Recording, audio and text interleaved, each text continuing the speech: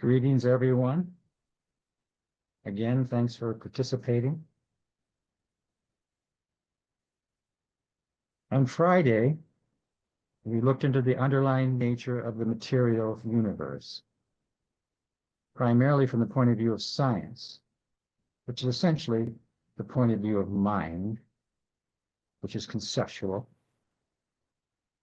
And we noted during this inquiry that transformation occurs within fields of energy that are constantly changing and transforming as energy animates, moves, and expresses as material form. Yesterday, we inquired into the nature of mind, a more recent phenomenon in terms of evolutionary time that brings holographic images to light in human beings. And we noted that as marvelous as the functionality of mind is, the evolution of the human brain that interprets energy appearing now into concepts of mind presented a problem of limitation concerning the underlying nature of pure conscious awareness in humankind. Today, we're going to inquire into the nature of pure awareness and pure presence, which is beyond the capability of mind to either conceive or understand. And in this regard, let's first be clear that pure awareness does not transform, just as the human mind does not transform. Energy of which awareness is aware transforms. Awareness is simply aware of the transformational process as such appears in consciousness. Likewise, pure presence does not transform or become anything at all. Pure presence is simply felt when pure awareness is intensely here now. We'll delve more deeply into the nature of pure presence later today. Yesterday, we noted that the essential problem that the evolution of mind has brought about in human beings is that humans have become so fascinated with concepts, images, and thoughts that we tend to look to the content of mind and study from the standpoint of mind to discover ever more conceptualized answers to everything under the sun, including why do we continue to be so anxious, fearful, depressed, inconsiderate, violent, and greedy in daily life? Why are we so angry and warlike with one another? Why are we destroying the planet on which we live? Rather than looking deeply and seriously within ourselves to find out what the real problem is. Awareness is not fearful, violent, greedy, or corrupt. Human beings are fearful, violent, greedy, and corrupt. So how has this come about? How is it that human beings who are endowed with this unique and wonderful capacity to experience the world of images and thoughts, how is it that we continue to be so far removed from the experience of compassion and love, from empathy and kindness, and from the presence of pure awareness in daily life? Awareness is not hateful, fearful, anxious, or depressed. Awareness is simply aware of the experience of these tendencies that arise within us and all the confusion and complications that follow it. We are aware of this. So how is it that humans, since the advent and evolution of the human brain and mind, continue to fall into this trap that brings with it the weight of discord, greed, and corruption, when compassion and love is the obvious resolution to virtually every problem of this nature that appears in the psyche of humankind? I'm going to repeat this. Compassion and love is the obvious resolution to virtually every problem of this nature that appears in the psyche of humankind. So today, we're going to inquire into the nature of what is generally referred to as enlightenment or enlightened being.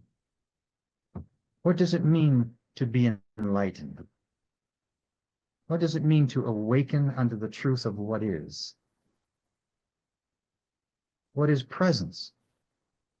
The presence of love and peace that, as Paul noted in biblical times, is beyond the understanding of mind. How does one recognize or realize the true nature of pure awareness, of this that is actually so? Is there anything one can do to bring the reality of this here now into the forefront of conscious being? Is it possible to simply perceive that which appears, absent judgment, absent a reaction of any kind to that which appears?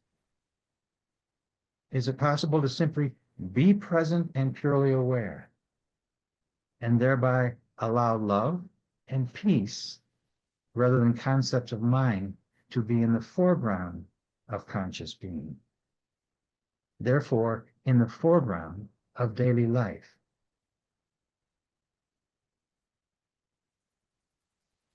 As we previously said, the reality of the presence of pure awareness is not a conceptual reality, which means it's impossible for the mind to conceptualize what it's like to live openly and freely in what we might call an enlightened state of being, or to conceptualize the intensity and immensity of pure presence, or the warmth, compassion, and beauty of pure love. The human mind is incapable of realizing realities that are beyond the scope of mental cognition. This is a fact that cannot rightly be denied.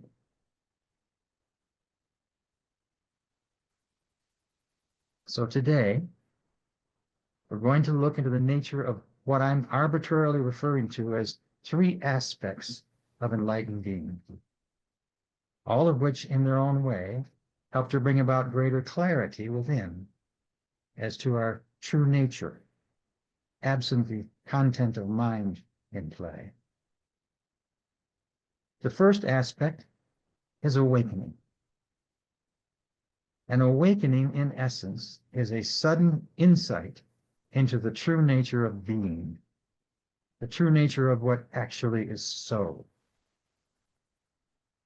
Awakenings crack open the door, so to speak, to realizations in pure conscious awareness that otherwise go unnoticed and therefore ignored in daily life, which is the ignorance that remains prevalent in humankind. The second aspect of enlightened being is what Krishnamurti called the process, which is the transformational process that brings ever greater clarity to light over time. The organic aspect of this process occurs through the evolution and transformation of the biological organism. And the illuminating aspect of this process occurs as ever greater clarity comes to light.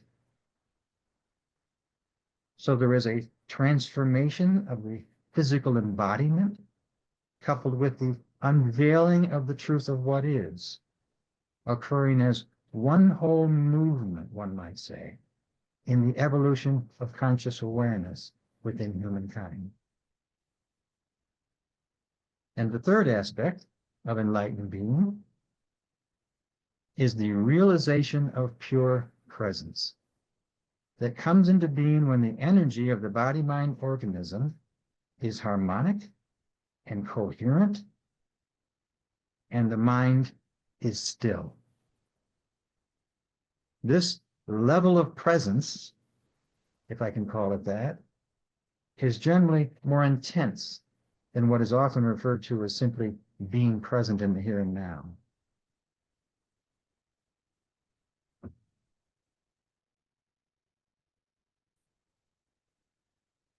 So the first aspect, what does it mean to awaken? Unlike the relatively slow-moving development of the human brain from childhood to maturity, awakenings occur suddenly, without warning, when one least expects it, or more likely, doesn't expect it at all. Awakenings are less about a process and more about spontaneous combustion that displaces the limitations of mind momentarily, creating breakthroughs, so to speak, like when a flash of lightning breaks through from the atmosphere to the ground. This means that awakenings cannot be sought or cultivated through the practice of rituals or by engaging in philosophical study or by holding on to pious beliefs or through any pursuit that is rooted in the activity of mind. Awakenings do not come through the mind. They come in a flash when the mind is absolutely still. Awakenings are in essence what one might call acts of grace, which means they are not triggered by any practice, effort, or struggle engaged in by an imagined egoic entity that one believes is me. No separate entities exist anywhere in the universe, right? We covered this ground previously. The only place an egoic me exists is in one's mind that holds to self-centered experience. And concepts of mind, in and of themselves, are incapable of doing, creating, or believing anything that leads to realizations in pure conscious awareness. Consequently, awakenings only occur outside the purview of mind, beyond what the mind can ascertain or understand. Lao Tzu, or Lao Tzu, as he is more commonly known today, a 6th century BCE so-called philosopher in ancient China, is said to have written a book entitled the Tao Te Ching, which translated means the book of the way. And in this book, he made this essential point.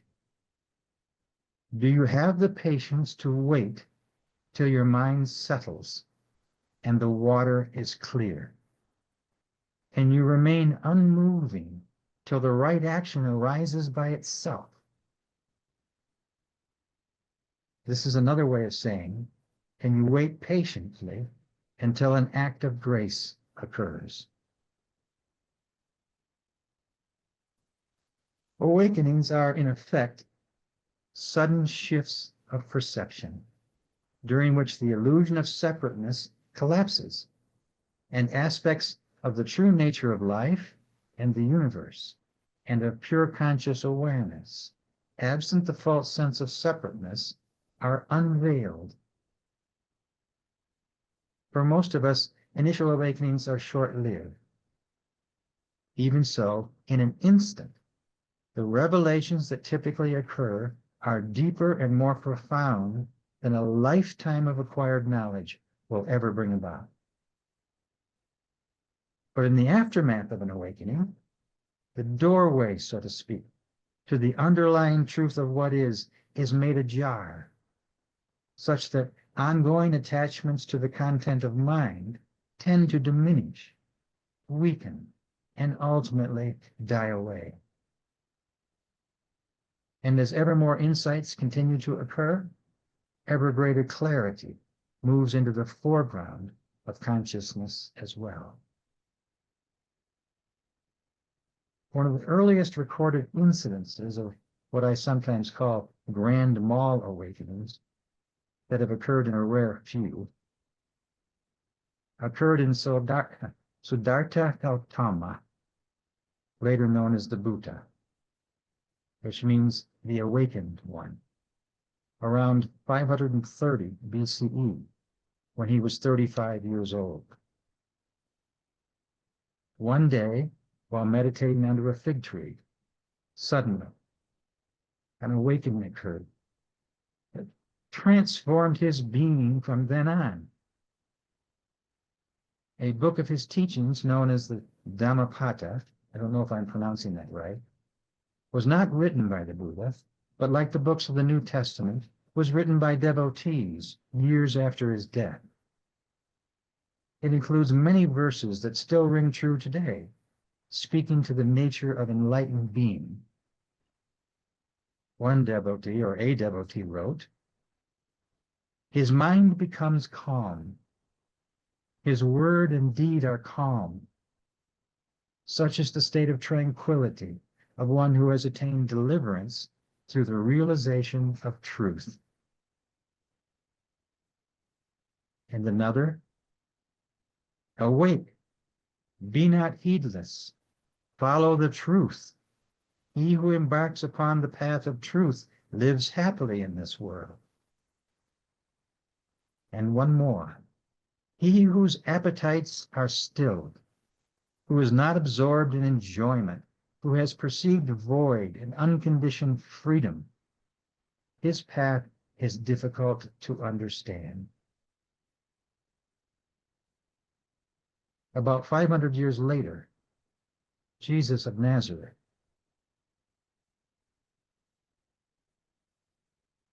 a carpenter by trade, at about age 30, was with John the Baptist at the River Jordan when suddenly, as described years later in the metaphorical language of his culture and time, he saw the heavens opened and the Spirit like a dove descending upon me. And after spending some time in the wilderness, which is a biblical term commonly used to point to the inner workout, one might say, that purifies one's consciousness, allowing for greater clarity to come to life, Jesus began to teach. And among other pointers, spoke of what was to come, evolutionarily speaking, regarding realizations in pure conscious awareness within humankind. By the way, the phrases, this is a little aside here, driven into the wilderness and 40 days and 40 nights, that appear numerous times in biblical lore in both the Old and New Testament. The phrase driven in the wilderness, as I just indicated, most often is a reference to the transformational process that occurs within as one comes out of the wilderness unto the light. And one's consciousness is purified, one might say, as greater clarity comes to light. And the phrase 40 days and 40 nights was commonly used to denote an extended period of time that was not actually limited to 40 days and nights, during which the transformational process takes place, that never really comes to an end, but leads to new beginnings over time. The problem in the case of Jesus, as with most others in the cultures of ancient times, was that few understood his message. "Prepare ye the way," John the Baptist taught, but inner preparation such as this was severely lacking in his time. Instead, people were looking for a savior, a person to lead them to the promised land in place and time. But this is not what the teachings of Jesus were about.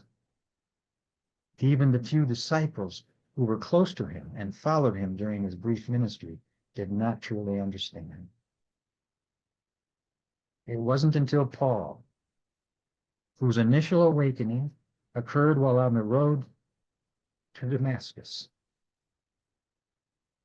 that the truth of what Jesus was pointing to were realized within him as well. Suddenly, he understood. It was not about a personal savior who would lead them to a promised land, but about awakening unto the living truth of what is. And Paul was in the wilderness 13 years before he began to teach. In a letter to the Romans, Paul wrote about the nature of awakenings in the language of his culture and time in this way. It is high time to awake out of sleep, for now is our salvation nearer than when we believe. The day is at hand. Let us therefore cast off the works of darkness and put on the armor of light. For I reckon that the sufferings of this present time are not worthy to be compared with the glory that shall be revealed in us. Not revealed to us or for us, as most modern translations of the Bible say, but revealed in us, as Paul's letter actually said. 16 centuries later, a Spanish priest named John Yepes, known historically as St. John of the Cross, wrote a book entitled Dark Night of the Soul, in which he described his initial awakening in this way. This kind of a vision is not the same with the intellectual visions of bodily things. It consists in comprehending or seeing with the understanding of the truths of God.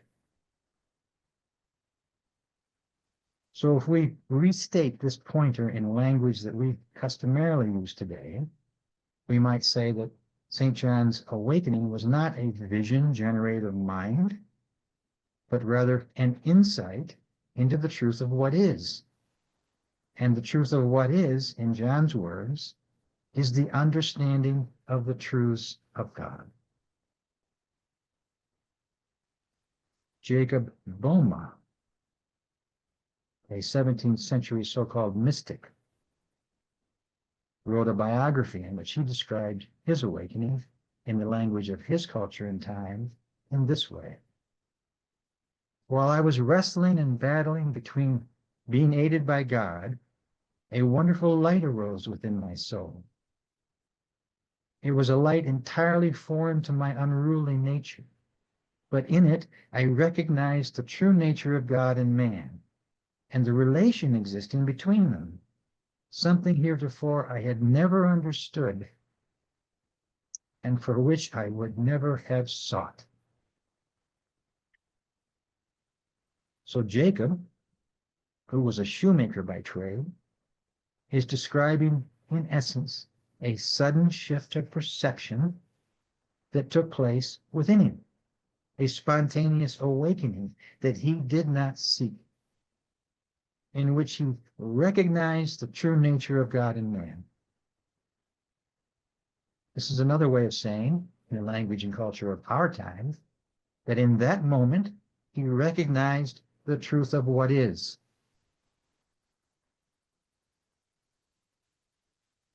There have been numerous others, of course, far too many to mention here. But are we beginning to see the evolutionary trend of awakenings occurring ever more frequently within humankind?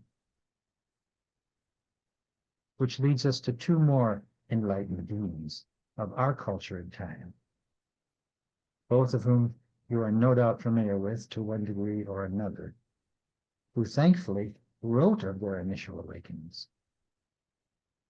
The first is Eckhart Tolle, author of The Power of Now and a New Earth, who described his initial awakening, that was a grand mal awakening for sure, in this way. One night, not long after my 29th birthday, I woke up in the early hours with a feeling of absolute dread. Everything felt so alien, so hostile, and so utterly meaningless that it created in me a deep loathing of the world. What was the point in continuing to live with this burden of misery? A deep longing for annihilation, for non-existence, was much stronger than the instinctive desire to continue to live. I cannot live with myself any longer. This was the thought that kept repeating itself in my head. Then suddenly, there's that word suddenly again, I became aware of what a peculiar thought that was. Am I one or two? If I cannot live with myself, there must be two of me, the I and the self that I cannot live with. Maybe, I thought, only one of them is real. I was so stunned by this strange realization that my mind stopped. There is the stillness of mind again. I was fully conscious, but there were no more thoughts. Then I felt drawn into what seemed like a vortex of energy. It was a slow movement at first, and then accelerated. I was gripped by an intense fear, and my body started to shake. I heard the words, resist nothing. There are those words, do not resist, again, as if spoken inside my chest. It felt as if I was being sucked into a void, and the void was inside myself. Here again is the message, similar to Paul's, that transformation occurs within. Suddenly, there was no more fear. There's the word suddenly again. And I let myself fall into the void. I have no recollection of what happened after that. The next morning, this is Eckhart still speaking, I was awakened by the chirping of a bird outside the window. I had never heard such a sound before. I opened my eyes. The first light of dawn was filtering through the curtains. Without any thought, I knew that there is infinitely more to light than we realize. That soft luminosity filtering through the curtains was love itself. Tears came into my eyes. I got up and walked around. I recognized the room, and yet I had never truly seen it before. Everything was fresh and pristine, as if it had just come into existence. I picked up things, a pencil, an empty bottle, marveling at the beauty and aliveness of it all. For the next 5 months, I lived in a state of uninterrupted, deep peace and bliss. And I say to you, Linda Cohen, that we just spoke of, you asked of this yesterday, and this is a very unusual circumstance in which someone, as Eckhart is saying, that he lived in a state of this unique bliss for 5 months. After that, it diminished somewhat in intensity, or perhaps it just seemed to diminish because it became my natural state. I could still function in the world, although I realized that nothing I ever did could possibly add anything to what I already was. It wasn't until several years later, after I had read spiritual texts and spent time with spiritual teachers, that I realized that what everybody was looking for had happened in me. Just as Paul wrote, I understood that the intense pressure of suffering that night must have forced my consciousness to withdraw from its identification with the unhappy and deeply fearful egoic self, which is ultimately a fiction of mind. The withdrawal must have been so complete that the false, suffering self immediately collapsed, as if a plug had been pulled out of an inflatable toy. What was left was my true nature, as the ever-present I am. Consciousness in its pure state, prior to identification with form. What Alan was talking about yesterday.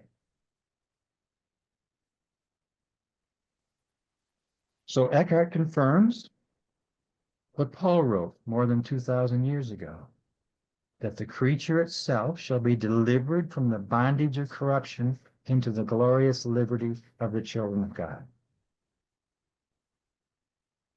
Both Eckhart and Paul, writing in the language of their culture and time, were pointing to the same truth, the same reality, that the illusion of separateness, which is not the truth of what is corrupted by the limitations of mind, and that awakening unto the truth of what is delivers one unto the glorious liberty of the children of God. The children of God being the I am, or I amness, or amness of conscious being. And the amness of conscious being is realized in the presence of pure awareness. Pure presence, pure awareness, pure being. This is what actually is so in the here and now, absent the content of mind in play. So now we come to Krishnamurti.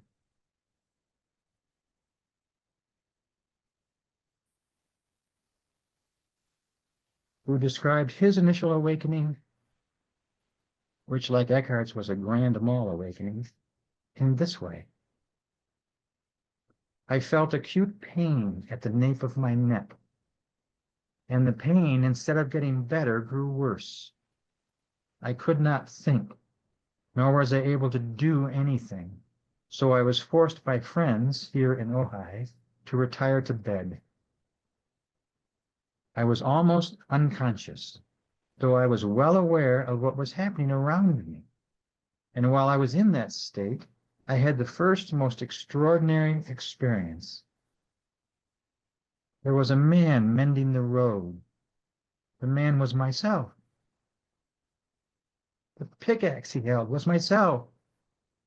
The very stone which he was breaking up was a part of me. The tender blade of grass was my very being, and the tree beside the man was myself. I could feel and think like the road mender, and feel the wind passing through the tree, and the little ant on the blade of grass. The birds, the dust, and the noise were a part of me. There was a car passing by at some distance. I was the driver, the engine, and the tires. And as the car went further away from me, I was nothing. I was going away from myself. I was in everything, or rather, everything was in me, inanimate and animate, the mountain, the worm, and all breathing things. All day long, I remained in this happy condition. In essence, Krishnamurti is describing the presence of pure awareness abiding in the foreground of consciousness all day long. The morning of the next day, I wandered out on the veranda and sat a few moments, exhausted and slightly calmer. I began to come to myself and was asked to go under the pepper tree, which is near the house. There I sat cross-legged in a meditative posture. There was a profound calmness in the air and within myself, the calmness of the bottom of a deep, unfathomable lake. This again is a reference to the stillness within. Like the lake, my physical body, with its mind and emotions, could be ruffled on the surface, but nothing could disturb the calmness of my soul. This presence was with me for some time. Here he used the word presence for the first time. I was supremely happy, for I had seen. This is a nod to insight into the truth of what is. Nothing could ever be the same. Never more could I be in utter darkness. I have seen the glorious, healing light. These words could have been written by Paul. The fountain of truth has been revealed. I have touched compassion, which heals all sorrow and suffering. It is not for myself, but for the world. Suddenly, in an instant, the body-mind organism of Krishnamurti, like Eckhart's, was transformed. And throughout his initial awakening, a realization of the oneness of all that is remained in the foreground of consciousness. I am the man mending the road. I am the stone and the tender blade of grass and the tree and the wind passing through the tree and the ant of the blade in the grass. The birds, the dust, and the noise are all a part of me. In other words, amness is all that truly is.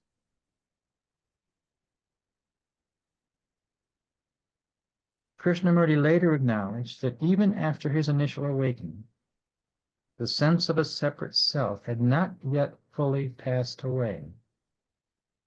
So it seemed at the time that his initial awakening, along with others that followed, occurred within the context of an entity he still thought of as me. It wasn't until later, he said, that the sense of separateness and of a separate self finally passed away entirely. So even in one as highly enlightened as Krishnamurti, the complete loss of a sense of a separate self did not fully collapse until, he acknowledged later, he was 50 years of age. Had Jesus lived that long, he might have acknowledged the same thing.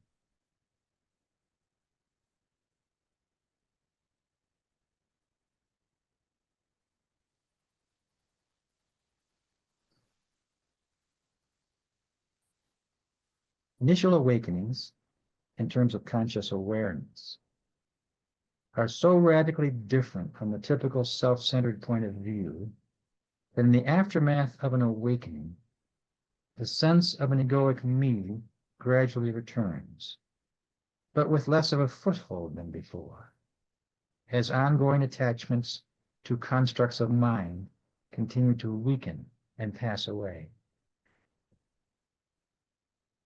Which is why, on this one point, I want to be clear. Awareness does not awaken. Awareness is already awake. One simply awakens under the presence of pure awareness. One is offered a glimpse, one might say, unto the truth of what is by means of light.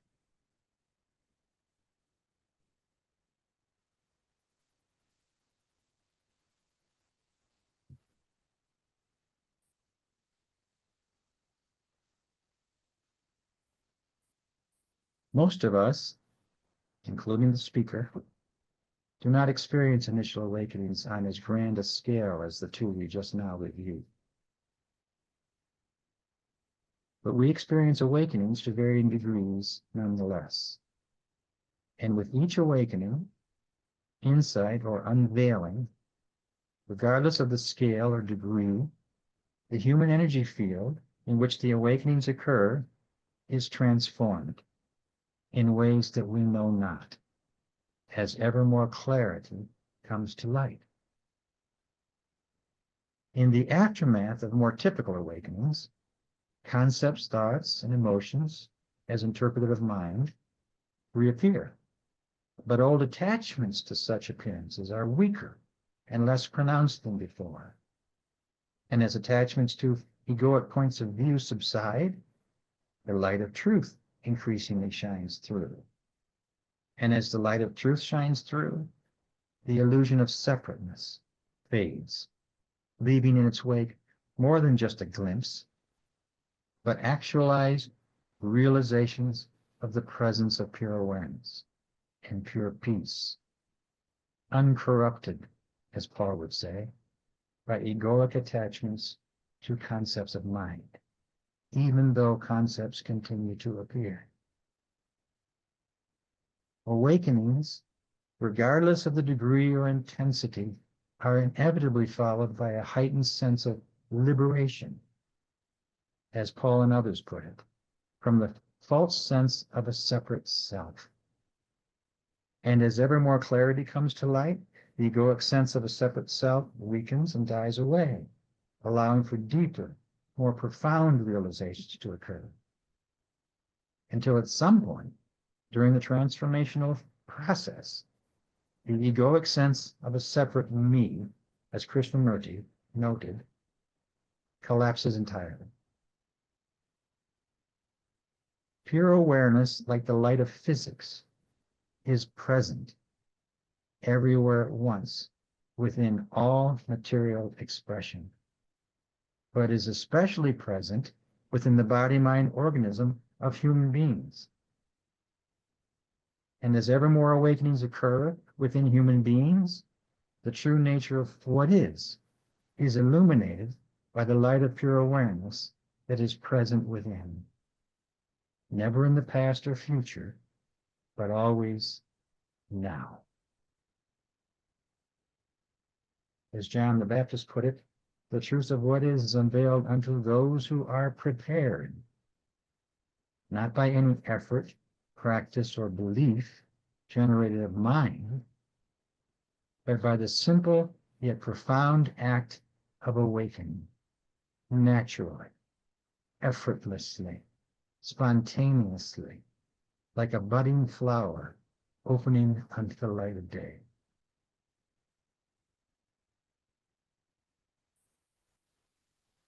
Let's take a moment and just rest in awareness.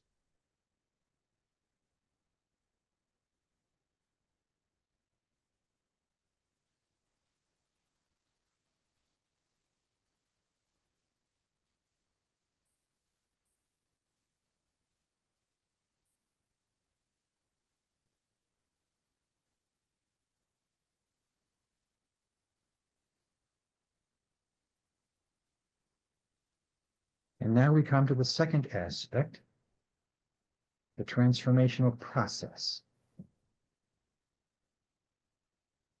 Terence Gray, known historically as Wei Wu Wei, noted in his writings that there is a difference between awakening and deliverance.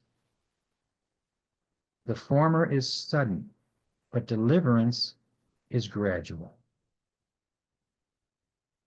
Krishnamurti described deliverance from the false sense of separateness as a process that he physically endured in varying degrees of intensity for more than 50 years.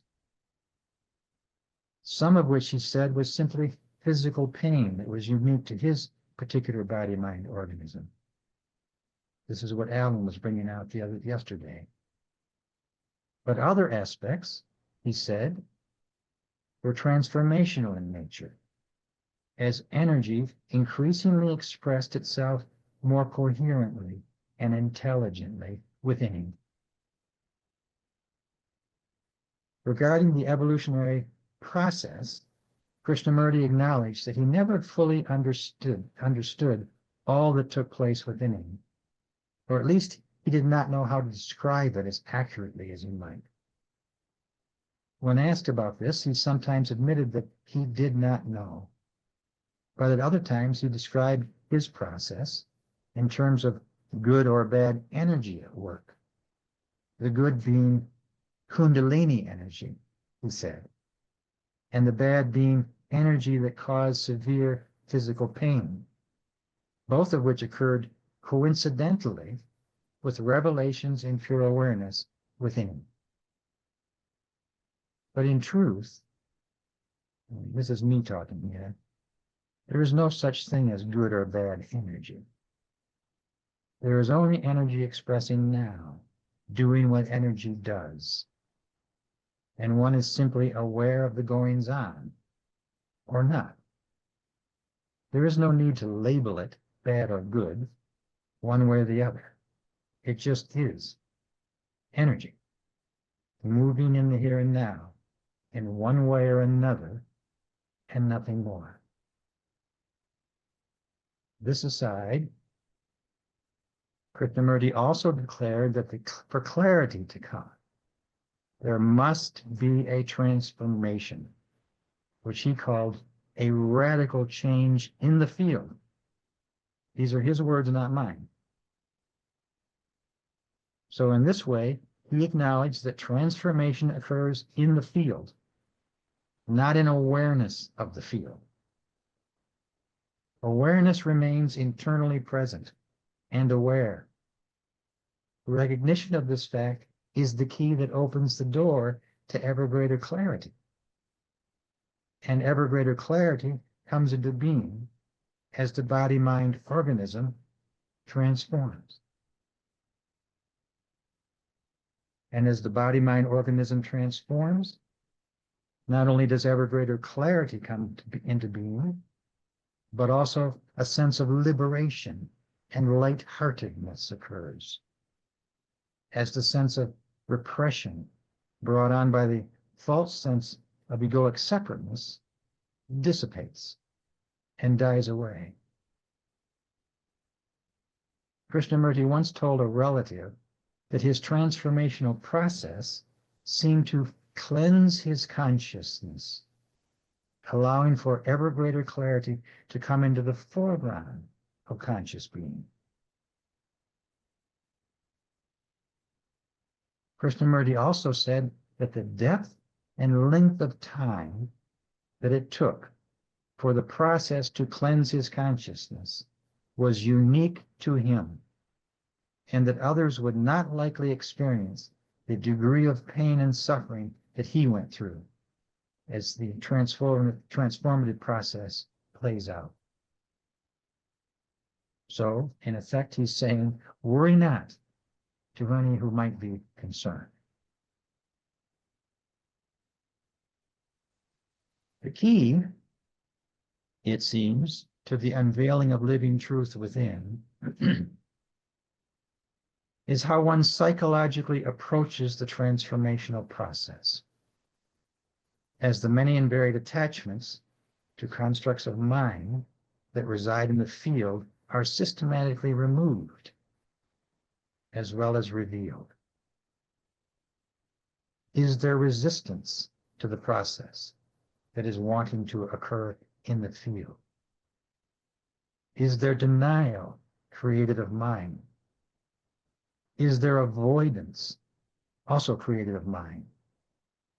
Or is there an allowing and a letting go as the transformational process, like a flower, unfolds unto the light of pure awareness? The root cause of psychological suffering, as Krishnamurti also declared, is the movement of desire. While the objects of desire might change, the feeling, the weight, the pressure, the darkness of desire does not change until the whole movement of desire, the beliefs, the hopes, the aspirations, and the greediness brought about by ongoing attachments to the content of mind, let go.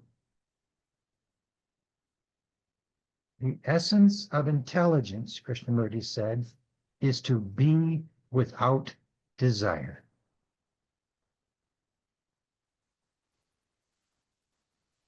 "12 years after his initial awakening, Krishnamurti was asked, how did you come to that state of unity with everything? And he replied, in pertinent part, that my inner awareness was always there, though it took time to feel it more clearly. He used the word feel to describe inner awareness. Feel the presence of pure awareness, is what I'm saying here. And equally, I'm quoting Krishnamurti again, it took time to find words that would describe it. It was not a sudden flash. This is the process he's speaking to, but a slow yet constant clarification of something that was always there. 28 years later, he again shared with a colleague that his transformation took place over time. Most specifically, he declared, I was not fully enlightened until 1950, when he was 55 years old. This is not your average Joe talking. This is Krishnamurti, world teacher, declaring this. Thankfully for us, beginning in 1961 and for 8 months thereafter, Krishnamurti kept a diary that was published 15 years later under the title Krishnamurti's Notebook. Some of you might be familiar. In which he described, as best he could, the pure presence that he experienced within him. What it was like to be him, outside the ordinary world, as he put it. And to be completely at peace. Again, his words, not mine. Without conflict of any kind. He noted, importantly, that this was not a constant state, though it came upon him with some regularity, and that it was impossible to fully describe to anyone who had not experienced the same reality directly.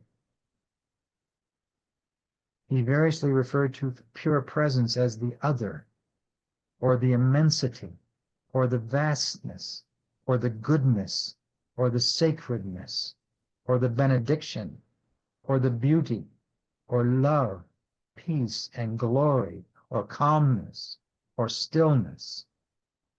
These are all words he used to point to the presence of pure awareness, absent any attachment to the workings of mind.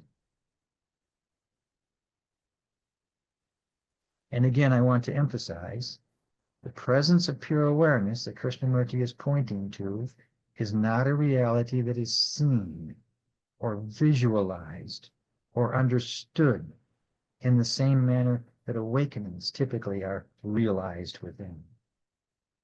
Presence is felt, not seen, which is why he described pure presence in terms of its intensity or immensity, rather than, did you see that presence the other day? It's not a visual occurrence. Krishnamurti sometimes asked others who were in his presence, do you feel it? And they either replied yes or no, depending on whether the presence that he was feeling was felt in them too. Pure presence is not an insight, nor is it an object of mind. So, this said, the following are excerpts from Krishnamurti's notebook that speak to the nature of pure presence. June 20th, 1961. In the car on the way to Ojai, again it began. The feeling of immense vastness. One was not experiencing this vastness. It was simply there. There was no center from which or in which the experience was taking place. June 21. There was a great expanding ecstasy. This joy continues. The brain became very quiet, quivering, fully alive. Every sense was alert. The eyes were seeing the bee on the window, the spider, the birds, and the violet mountains in the distance. There was seeing, but the brain was not recording them. June 29th. It is as though deep within an operation was going on. It's not brought on through one's own volition, however subtle it might be. One has tried to induce it, tried to bring it about through various outward conditions, being alone and so on. But then nothing happens. July 2nd. There was exaggerated, emotionally agitated talk going on around him, when suddenly, in the middle of it, the presence was there. and it's here now. There's a beauty and a glory and a sense of wordless ecstasy. July 9th. While on a plane with other passengers, most unexpectedly, the sense of immensity and that extraordinary benediction, that imminent feeling of sacredness began to take place. As the eyes were closed, the body, the brain seemed to plunge into unfathomable depths, into states of incredible sensitivity and beauty. There was no continuity. There was only being. July 12th. This timeless expanding was taking place, and the quality and degree of intensity are wholly different from passion and feeling. It was an intensity that was totally unrelated to any desire, wish, or experience that was rushing through the brain. July 13th. Last night, after a long and lovely drive through the mountainous country, on entering the room, that strange sacred blessing was there. The others felt it too. The others also felt the quiet of the penetrating atmosphere. There is a feeling of great beauty and love and of mature fullness. Last one, July 20th. The process was particularly intense yesterday. The room became full with the benediction. What followed is almost impossible to put down in words. It was the center of creation. It was a purifying seriousness that cleansed the brain of every thought and feeling. The profundity of it was not measurable. It was there, immovable, impenetrable.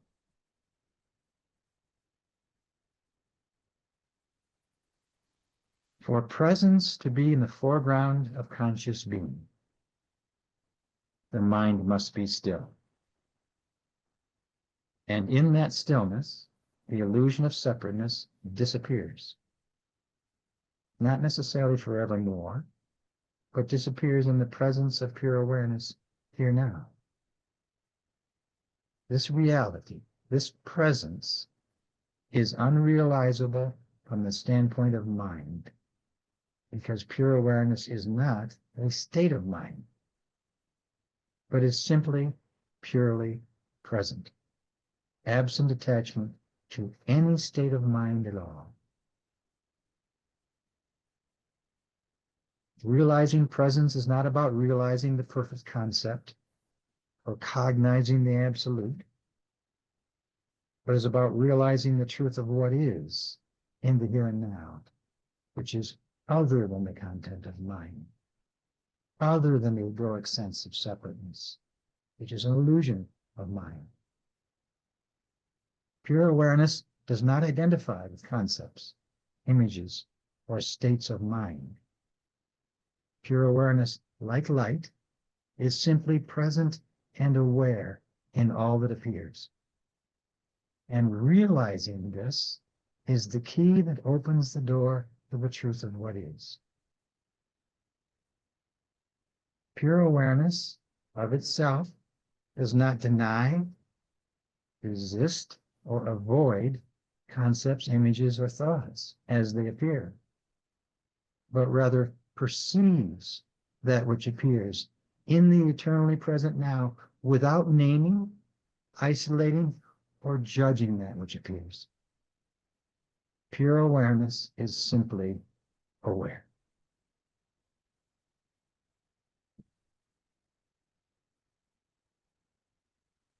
The Advaita sage Ramesh Balsekar pointed to the reality of pure awareness in this way. What you appear to be is the outer body, perceiving the outer world. But what you are is consciousness in which the body and the world appear. Appearances come and go. This is me speaking now. But the presence of pure awareness remains forever unmoved by the movement of energy in space and time as conceived of mind.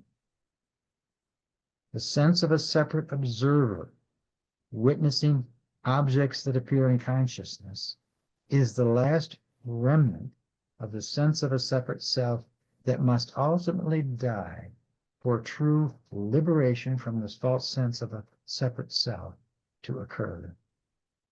And in such instances, one realizes, as Krishnamurti put it, that the observer is the observed. Pure conscious awareness is one reality, not two. Or as Ramesh put it, what is vital is not thinking about the present, but actually being the present moment. And this is nothing other than enlightenment. When the body-mind organism is no longer identified with the manifestations of mind, then love and peace is present.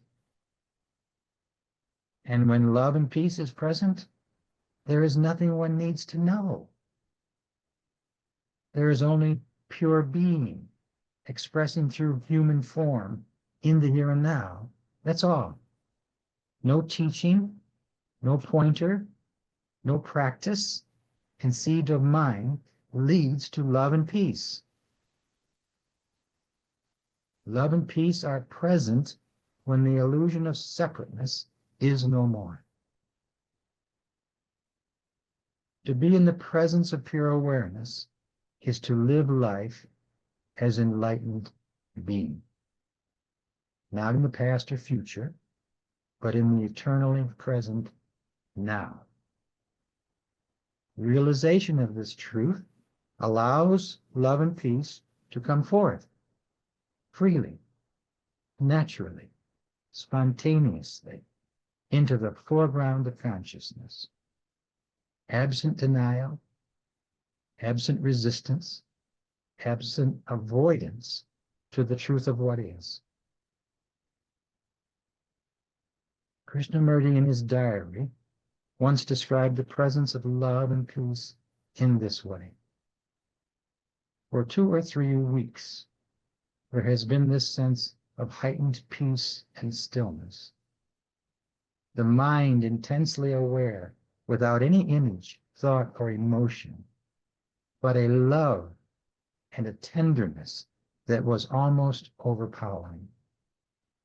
There was no sense of meditative consciousness not being there, but the other, the immense reality, this that has no name, penetrated and simply was.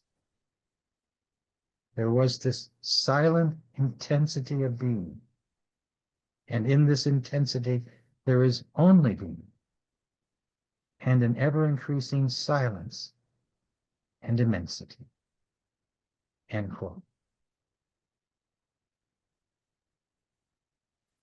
Concepts arise out of fields, but pure awareness is not a field. The field is not aware. You and I, as a body-mind organism, are not aware. Awareness is aware. Pure awareness is other than that which appears in the field.